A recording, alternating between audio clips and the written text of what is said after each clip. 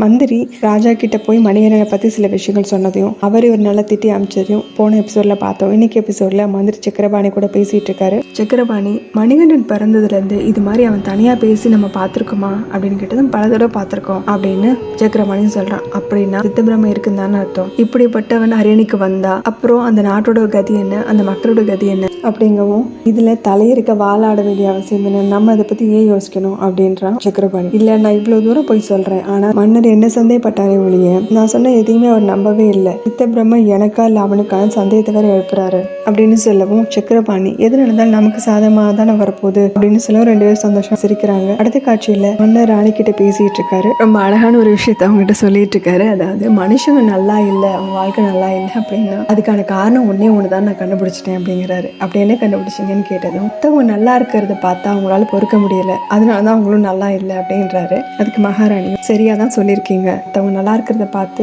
வருத்தப்பட்டு இந்த மாதிரி நினைச்சிட்டு இருக்கிறவங்களுக்கு அவங்க வாழ்க்கை எப்படி நல்லா இருக்கும் அப்படிங்கிறாங்க. அதுக்கு ராஜாவும் எல்லாருக்குமே அவனவன் ராஜா ஆகணும்னு ஆசைப்படுறான் அப்படிங்கிறாரு. மகாராணியும் எல்லாரும் ராஜாவாயிட்டா இப்ப பிரஜைகளுக்கான இடம் எது அப்படின்னு கேக்குறாங்க. அதுவும் இல்லாம நீங்க இப்ப இதை பத்தி எல்லாம் யோசிச்சு மனசு கஷ்டப்படுத்திட்டு இருக்கீங்க அப்படின்னு கேட்கவும் ராஜாவும் ரொம்ப வருத்தத்தோட சொல்றாரு. முன்ன பின்ன யோசிக்காம மந்திரி என்கிட்ட ஒரு விஷயத்த சொன்னாரு. அதாவது மணிகண்டனுக்கு சித்தபிரமை பிடிச்சதுக்கான அறிகுறி தெரியுது அப்படின்னு என்கிட்ட சொன்னாருன்னதும் மகாராணி ரொம்ப அதிர்ச்சி ஆகுறாங்க. மணிகண்டனை பத்தி இப்படி ஒரு விஷயத்த சொல்ல அவருக்கு எப்படிதான் மனசு வந்ததுன்னு அவங்க கோவப்படவும், இல்ல மணிகண்டன் யாருமே இல்லாத இடத்துல பேசிட்டு இருக்கிறதாகவும் கையசிச்சு பேசிட்டு இருக்கிறதாகவும் அப்படின்னு சொல்லவும் நீங்க பாத்தீங்களான்னு கேக்குறாங்க. நான் எங்க போய் பார்த்தேன், நம்மளோட பையனை நான் எப்படி சந்தேகப்பட முடியும் அப்படிங்கிறாரு. அதுக்கு அந்த அம்மா இது வரைக்கும் அவருக்கு மனசுலதான் பிரச்சனை இருக்குன்னு நினைச்சேன், இப்ப கண்லயும் பிரச்சனை வந்துருச்சா அப்படிங்கிறாங்க. இல்ல நான் பிரச்சனை பார்க்கணும்னு சொல்லி யாருக்கு சித்தபிரம என்ன தெரிஞ்சுட்டு வர சொல்லி நான் அவர் அனுப்பிச்சேன் அப்படின்னு சொன்னதும் இவருக்கு மணிகண்டன் செய்யற எல்லா விஷயங்களாலும் இந்த மாதிரி யோசிக்க ஆரம்பிச்சிருக்காரு அப்படிங்கிறாங்க. ராஜா சொல்றாரு, நோயோட தன்மையை வச்சு தானே மருந்து என்னங்கிறதே ஒரு வைத்தியம் முடிவு பண்ண முடியும் அப்படிங்கிறாரு.